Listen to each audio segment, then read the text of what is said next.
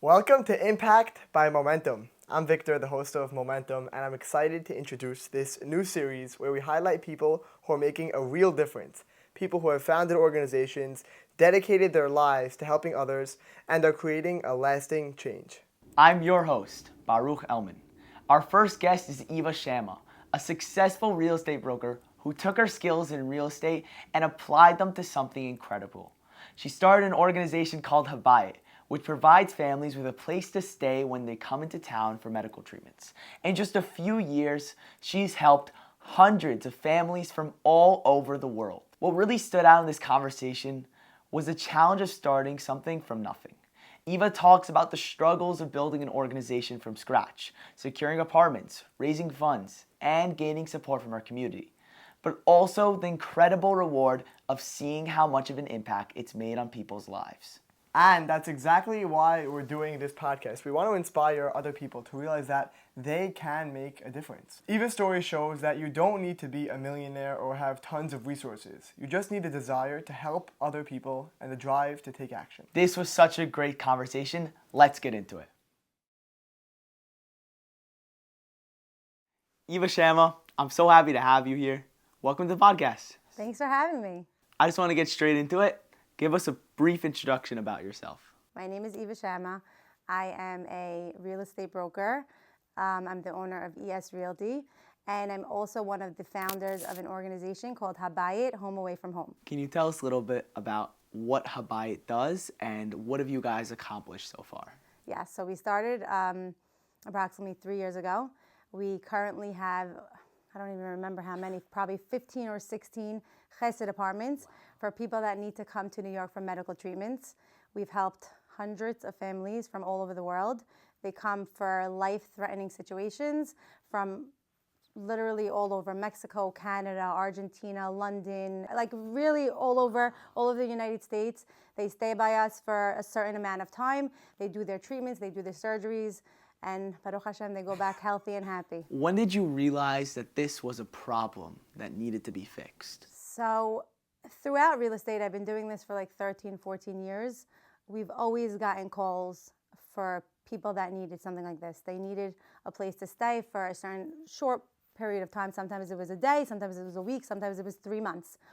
And I would always try to stop what I was doing to try to find them something, but it was very difficult because in our community, there's really no short-term, very, very few short-term apartments. Normally the landlords want a year lease, a 2-year lease. Even if you could get a landlord to say, okay, I'll give you the apartment for 3 months, let's say. What about the furniture? What about beds? What about a table? What about pillows and towels and sheets? It just wasn't realistic. So it was very, very difficult for all the people that needed to come in for medical treatments because we don't have a hotel in the area. And it was very hard. We had an opportunity 3 years ago. One of my agents, his name is Elliot, he went to see a house, and the person that was selling, it was an older couple, and they had crazy mold all over the house, and they were both very, very sick.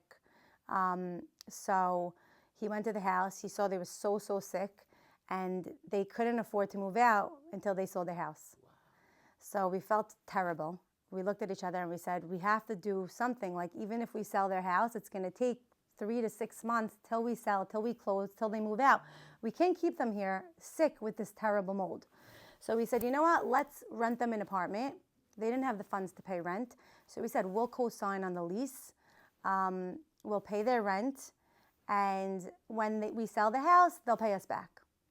So that's what we did. And we put their house on the market. And then we said, we're not so comfortable taking commission. The commission we charged, it was 2% commission. We charged very minimal. It was $30,000. And we said, you know what, it was actually Elliot's idea. He said, let's take the money and we'll do something good with it. Okay. And he actually told me, maybe we'll even start an organization. And I started laughing because I was so busy. I said, yeah, like I have time for that, you know? And that was that. We didn't know what we were going to do. We said, we'll do something nice. We'll do chesed with the money that we get from selling their house. Perfect. So we didn't know what we were going to do. We sold their house. We had the house in contract. And, a couple of weeks later, I was in my kitchen cooking dinner. I'll never forget. And I got a call one of these calls that I always get. It was a baby that needed a heart transplant. They were coming from Israel. They needed a place for a few months. And I remember like stopping what I was doing, sat down on the chair, started scrolling through my phone, seeing what could I find them. I started putting it on chats. And of course, I didn't come up with anything. And it was heartbreaking for me to hear such a story and wanting to help so much, but not being able to. So then I called Ellie up and I said, you know what? Why don't we do something for the cholim that are coming in for medical treatments? Why don't we take that money that we have and do something nice for them? And that's what we did. We said, we'll open up one apartment, we'll pay the rent, we'll furnish it, we'll fix it up, and we'll use it for the people that need to come in for medical treatments. So we rented one apartment. We called up our friends. We called up our friend Natalie Amar, Lillian Soror, Regine Shrem, all the girls that work with me, Eva Shammah, my team. We said, guys, you want to be in with us? You want to do this with us? We're doing a cute little project. Just, one apartment. And they all were in, of course. They knew the need because they're also in the real estate industry. And we started calling up vendors in the community. We started calling up businesses and we said, Joe, I know you sell beds. Could we get 4 beds? Could we get 6 beds? We're starting this, this Hessed project, this Hessed apartment. And of course, everyone in our community, we have the best community in the world. There's no words. And within probably less than a day, Not a cute little project anymore. We had everything. Way bigger. Yeah, we had everything donated for this apartment. We had furniture, we had beds, we had sheets, we had dishes, mezuzot, sefarim, toys, you name it, we had it. Lighting, new chandeliers. We bought a new kitchen. We got community boys to start painting. It was like a community, really a community. The whole community came together, and we had this apartment set up. And we had the first client that came in was a client that they were from Israel. The baby was born with a cleft palate, so the lip was connected to the nose, and they needed surgery. And they don't offer that type of surgery in Israel. They came in, they did their surgery, and they went back healthy, and there was no words. That's beautiful. How are you able to turn this cute little project into such a major success? Right, so after that, first apartment started, the phones were ringing off the hook. Somehow, people found out about our cute little Hessed apartment, and there were so many people that needed a place, and we said, oh my gosh, we can't stop. We need to keep going. There's people that need us. So we started looking for apartments to rent. We went to 2, to 3, to 4, and before you knew it, we had 16 Hessed apartments.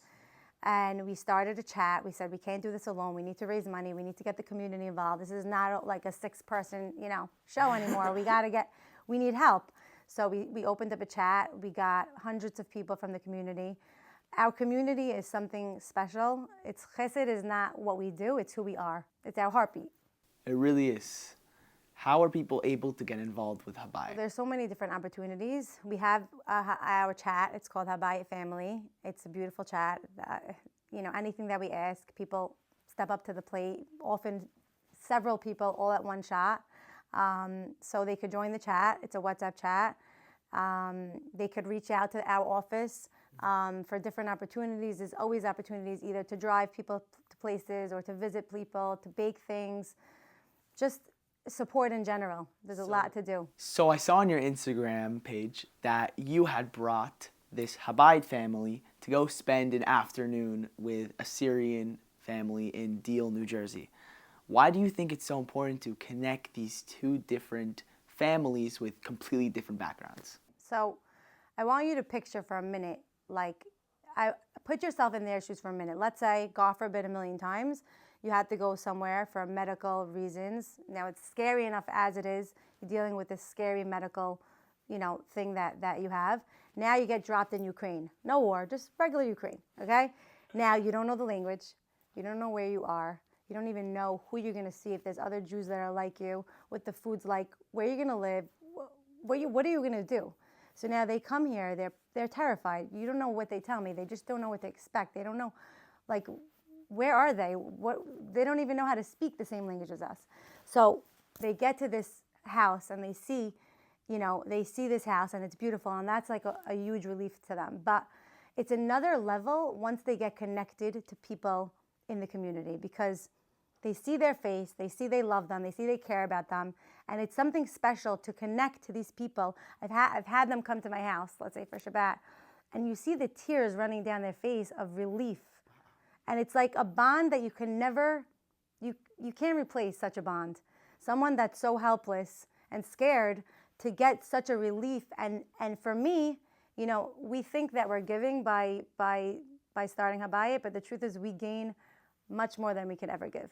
So I know your slogan for Habayit is to provide a home away from home. What does it mean to you to provide a home away from home? Right, so I think it means not only a home, but yeah, of course, a home with furniture, some comfort, some place that they could go after a long day at the hospital. But I also feel like it means to me a family. Someone that they know that they're not alone when they're here and they're scared. Someone that they know that's here to support them, that loves them, that cares about them. And we become sisters and brothers. Like, it's really a family. And I'll tell you from, you know, all the people that came, we still stay in touch. I just went to Israel and I went to, you know, 6 different people. We went out for dinner and yeah, Wow. So it's something special. So can you please share with us an impactful experience that you've had since starting Habayit? So I'll tell you one story that's really beautiful. We have so many, but I'll share one with you. There was a couple from Israel that was trying to have kids. They didn't have kids for 13 years. And they kept trying doctor after doctor after doctor. The doctor's like, nothing you could do. They kept trying. They were resilient. And they had appointments in New York for fertility treatments. They didn't know about Habayit. So they had come the year before to stay in someone's basement. They called him up and they said, could we come again to your basement? We're coming, you know, let's say it was June. We're coming in June. The guy said, yeah, you could come. So now they're on the plane getting ready to come. Right before they took off, they called the guy and they said, just reminding you, we're coming tomorrow morning. And he said, oh my gosh, I totally forgot. I never booked you. I never confirmed. Someone's in the basement already. Now they're like Lost, terrified. And he kept telling her, don't worry, trust Hashem. Everything's going to work out. So now they land and they open their phone. They're like, where should we go now? They're sitting at the chair at the airport. She's hysterical crying. He's all nervous. They don't have any place to go. So now she calls up a friend from high school that moved to New York. She said, you know, I'm stranded in the airport. Do you have anywhere for me to go? She said, I have my basement, but it's really dirty, and we were in the mountains. You could stay there for a night. So they went there, and it was very uncomfortable. They were crying all night, very, very uncomfortable. He called up a friend, and who was actually from the community, and he said, you know, we don't know where to go. Please help us. He said, you know what? I know a real estate agent. I'm going to call her. Maybe she'll find you something. He called me. He didn't know about Habayit. You didn't know? It just started. It was like 3 months in. Okay. So he called me up. I'll never forget. It was a summer day. And he said, do you have anything for a couple that's going through fertility? The nicest couple. They're trying to have a baby. They didn't have a baby in 13 years. I said, yeah. And I sent him a video of one of the Habayits. He's like, what is this? I said, it's our Hessed apartment. You know, and he was blown away.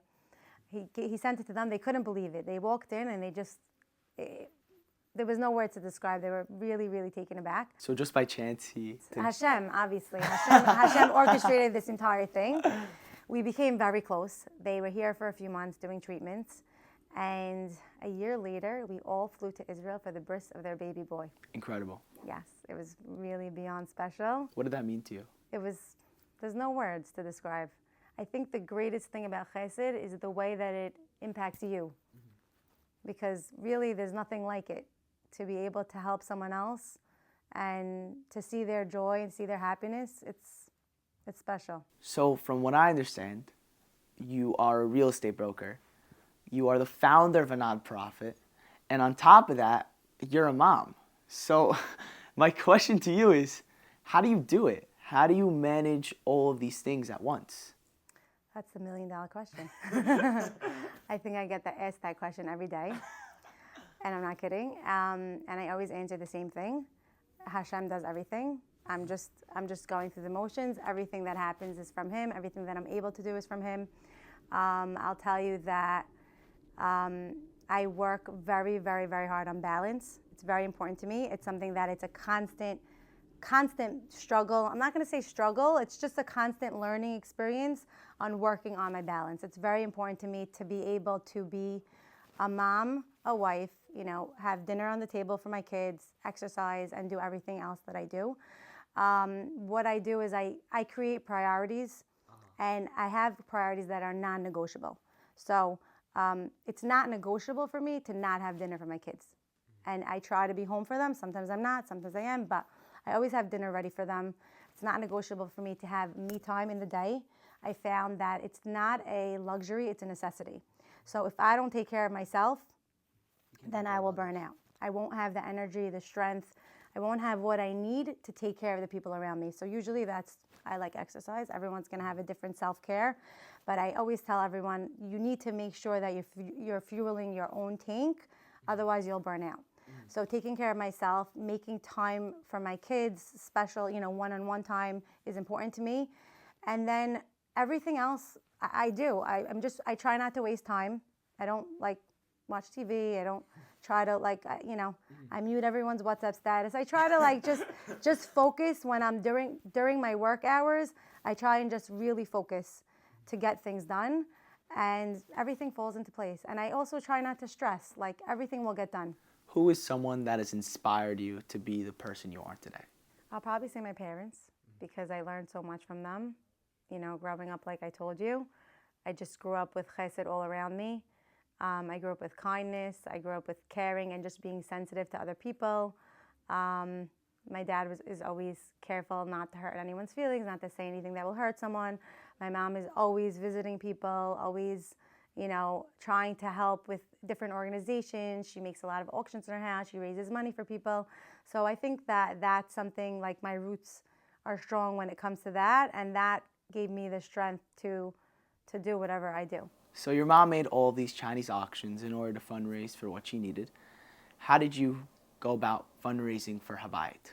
When we first started, we weren't planning on, we were just planning on paying the rent ourselves, because we thought it was going to be one apartment. But once we realized we need to expand, we need to grow, we put out a fundraiser to the community, and in 48 hours we raised $360,000. Wow. It was amazing. And now every year we do a summer auction. We also have people approach us all the time to just donating. To donate. They hear about it. They say, "Wow, this is special." It's rare to find something that you get in it. You get Hessed, you get Hachnasat Orchim, and you're getting Bikur Chalim all at the same time. You're visiting the sick. So it's these homes are. It's more than a home. It's really like a safe haven for people, and it's. People want to give towards that. So after you provide the home Habayit, how do people come back to you with gratitude, and how do you really feel about this? So really, the gratitude that we get is overwhelming. We get so many letters, beautiful texts, beautiful messages. People are hysterical, crying because I actually got a beautiful message yesterday. Can I read it to you? Yeah, of course. Okay. Here it is. Okay, so a lady that needed help. She wrote me a letter. She wrote, "After our conversation Sunday afternoon, my heart was bursting from your kindness and everyone else's you sent to help me. I didn't think I had any more room in my heart for anything else but pain, but the kindness was shifting and pushing a great deal of the pain, which in turn is making me have more needed strength at this time. I had trouble containing my teary eyes. I haven't felt so emotional in years. I hope these few words resonate from my heart to yours. I wish for you to be blessed and always be on the giving end." How did you feel when you received that? I was bawling. I was crying because, something like that I felt her gratitude. I felt her relief. She's going through really very, very hard time, and she's scared, and she's, in a different country, and I just felt her relief, and it made me cry. And that's something that we get this kind of feedback every day. We have hundreds of messages like this, and it stays with us forever. And also, the Chesed grows. We've had people that stayed by us that got so inspired by what they went through when they were at Habayit that they decided to pay it forward.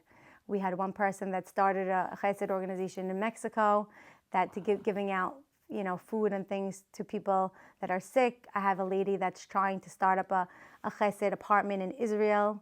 Another one in Argentina is trying. Like they're all so inspired with the Hessed that they went through that they want to pay it forward to people that need in their country. Beautiful.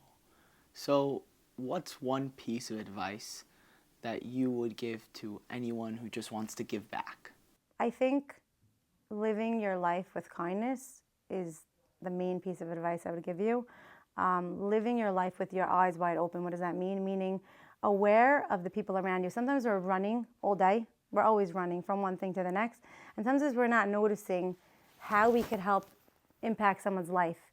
But if you live your life with your eyes wide open, noticing, seeing how could I make the person across from me happy, and it could be the people that you're with every day, but you're just not noticing. Your friends, your family, coworkers, clients. Habayit started because a couple of real estate agents wanted to open their eyes a little, wider and help a couple that had mold. We could have just said, we'll sell your house and move on. But we opened their eyes a little wider, and that one chesed turned it to something so much greater. You don't need to start an organization to change or help impact someone's life. You could just start by being, the best person that you can in every situation. And I believe that the bigger things always start from something very small. And you'll find that they'll be able to find that they'll be able to change people's lives for the better with that kind of mindset. Eva, I love how you just said that you don't need to start your own nonprofit in order to make an impact. What are ways that you think that people can make an impact without starting an entire organization? So there's so many different opportunities. The beauty is that we live in the most amazing community. First of all, it doesn't have to be through an organization. The first thing you could do is family. Family, is Hesed starts at home. So if you have a grandparent or a great uncle or people in your family, the older generation that's really sitting home all day, go visit them. Bring them flowers once a week. Bake them cookies. Your smile could literally change their life. And then going outside of your family, if you want to expand, there's so many different organizations you could connect with. You could connect with Mitzvah Man. He gives you a list of people to visit or drop flowers to. You could connect with Habayit. You could bake things for the houses. You could make things for the houses. You could help us organize. You could help drive someone to the hospital. Before Habayit, I used to connect with different people that I just would find. I walked into the vacuum store and the guy told me his wife died and I invited him over for Shabbat, or I brought him a Friday night meal. Like different people that you could that you could connect with. You could take older people that don't drive shopping once a week. There's so many different opportunities to be kind. It doesn't have to be that. Again, you could start with your own family, with your friends, a friend that needs help. Give her a listening ear, give her a smile, hold the door open for someone. Chesed is just like, it's all around us. You just have to notice the opportunities. So it sounds very easy to give back. It's very easy, and I feel like also don't ignore the passion that you have in your heart. Sometimes you get this feeling like you need to do something. If you feel that, even if it feels crazy, go with it. You don't need to have a whole plan. Just take one step and everything will fall out into place. Hashem will work everything out. Beautiful. If you would have told me I would have been running Habayit 3 years ago, I would have laughed. Because I was really very busy. And we just took one step and Hashem really took over the entire organization. So you're in real estate, and I feel like when a lot of people think about giving back, they don't necessarily do it in the same field as their business. So let's say a marketing executive, he would go out and he would volunteer at the food pantry, So something that's completely not in the same field. But what I love about you is that you have taken all the connections, experience, and knowledge that you've had and applied it to an organization that helps others. So my question to you is, how did you develop the mindset to take all of your business knowledge and connections and apply it to Habayit? It's a great question. First of all, I think because I'm in the real estate industry, that's how I got the opportunity to start Habayit. It's funny, actually. I remembered this after Habayit started, but years ago, I remember when like a few years into my real estate, I was talking to this Ashkenaz guy on the phone. I don't even remember if he wanted to sell or he wanted to rent, but he was telling me about his house. And when he got to the basement, he said, "Oh, and I have a Haknasat Orchim apartment in my basement for people from out of town that don't have a place to stay, and they need a place." And I melted. I said, "What?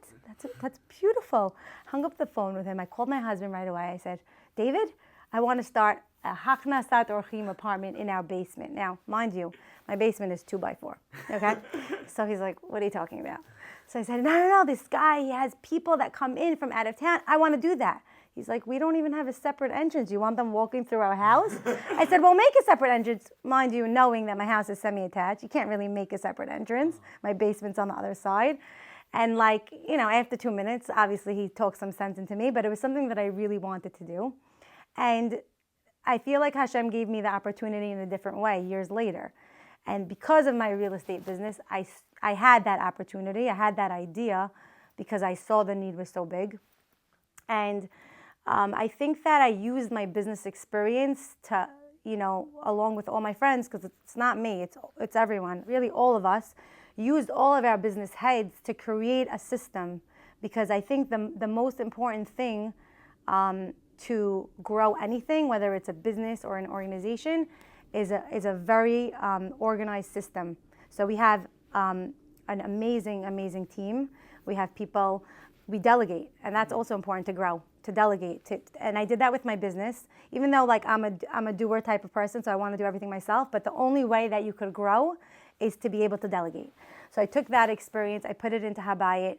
We have people in charge of, let's say, each apartment has 2 captains, and the captains are in charge of working with the family, seeing what they need, seeing how we could help them. We have people in charge of, let's say, the housekeeping. Like whenever we need to clean the apartments, they handle that. We have people in charge of repair and maintenance. We have people in charge of food and meals, like if somebody needs a meal. People in charge of welcome baskets. So, and that's basically what I do in my business also. We have people for different things, people in charge of different things. So we brought over that experience into the organization to be able to help it to grow. So did your business connections help you start Habayit? 100%. I mean, when we first started, we called up all our clients because we said, "This is what we're doing. We need some pots and pans from you. We need some mezuzot from you." I had people calling me, then people that heard clients that said, I want to give you this, I want to give you that. They all wanted to be a part of this special project. What's next in the future for you and Habayit? So Habayit, we're just going to, Bezrat Hashem, keep growing, keep going.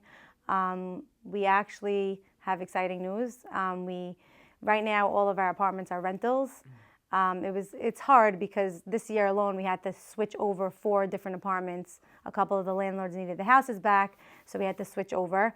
And that wasn't easy, but the future of Habayit is going to be a permanent residence for Habayit. We have a property that we're planning to build 6 stories high. We're going to have 16 apartments all in one building. They're going to have like a common room, a play area, like a small shul for them. And this way they're all together in one building and supporting each other. And it's just going to be something that will be there like a legacy for our community for forever until Mashiach. Wow, that's amazing. So we have a signature question for the show, which is, what is one question that you think every ambitious person should ask themselves? One question every ambitious person should ask themselves. I'm going to say, am I growing? Am I growing in every aspect of my life? Am I growing in my trust and emunah and belief in Hashem? Am I growing in my midah, in the way I treat people, in the way I act, in my business, in my Hessed, just in every part of my life? Am I growing? Because we don't want to stay stagnant. We want to just keep going. We want to keep growing and getting better at everything that we do and doing it in the right ways. Love it. Eva, thank you so much for joining us today. For having me. I love what you do. I think it's amazing. And I really hope that we're able to inspire young people in order to take initiative and give back to others. I hope so too. Thank you for having me. And really, I want to just give you guys a kudos for you, Baruch, and your friend Victor. I think what you guys are doing is amazing. It's inspirational to to try to inspire the younger generation. But I don't think it's only the younger generation. I think all generations are getting inspired, because it's never too late to find that passion that you have, young, old, and just go with it. Whether it's chesed, business, it's beautiful what you're doing. Thank you so much. What an incredible conversation. Eva's story is a powerful reminder that real change often starts with just one small step. She saw a need, families coming to New York for medical treatments without a place to stay, and instead of walking away, she decided to do something about it. What started as a single apartment has now turned into an organization helping hundreds of families from all over the world. One of my biggest takeaways from this episode is that you don't need to have everything figured out to make an impact. Eva didn't start Habayit with a grand plan. She just took action and let the momentum build from there. That's a lesson for all of us. If you see a need or feel a pull to help, don't wait for the perfect moment. Just start. Eva also shows that your skills and connections matter. She took the expertise in real estate and used it to build something meaningful. You can use the tools and knowledge you already have to help others. And finally, the idea of a community stood out so much in this conversation. Eva didn't do it alone. Her friends, her family, and the broader community all stepped up to make this happen. It's a reminder that when you create a sense of purpose and rally people around it, amazing things happen. If this episode inspired you, take that first step. Look for ways to make a difference, whether it's helping someone in your own family, volunteering, or supporting a cause that matters to you. You have the ability to create real change, just like Eva. Thank you for tuning in to Impact by Momentum. I really hope you enjoyed this first episode, and I'm excited to continue this podcast, inspiring others to make a difference. If you connect with Habayit's mission, there are still so many families that need apartments to stay by when they travel to New York for medical treatment. If you're looking to get involved, be it by donating money, time, or putting a spare apartment, really anything can help. Habayit's contact information is linked in the description. Feel free to get in touch. Oh, and tell them Baruch from Impact sent you. Please let me know in the comments if you know anyone that would be a good guest for Impact by Momentum. Share this video with a friend that you think would enjoy this podcast, and don't forget to subscribe. We have amazing guests lined up and you don't want to miss it. Until next time.